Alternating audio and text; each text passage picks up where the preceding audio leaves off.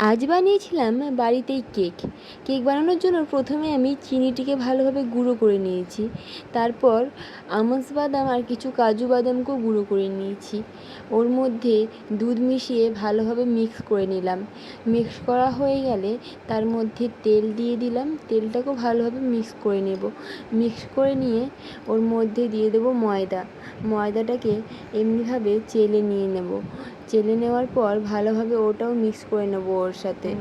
প্রথমে আমি এই চামচটা দিয়ে মিক্স করছিলাম, কিন্তু মিক্স হচ্ছিল না বলে হাত দিয়ে মিক্স করে নিলাম।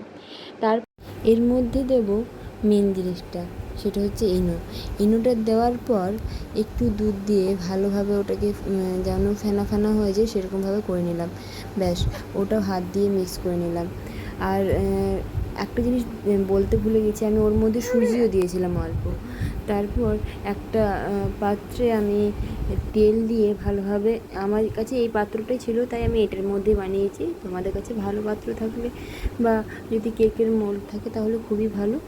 তারপরে ওটাতে তেল দিয়ে আমি সব ব্যাটারটা ওর মধ্যে দিয়ে দিলাম। এবার কড়াইয়ের মধ্যে কিছুটা পরিমাণে নুন দিয়েছি। তারপর ওর মধ্যে নুনটা একটু ভালোভাবে ছড়িয়ে দিলাম।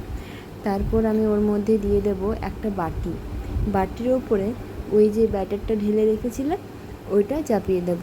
ব্যাস, আর কিছু না। এটা প্রায় 30 মিনিটের মতো রেখে দিলেই হয়ে যাবে।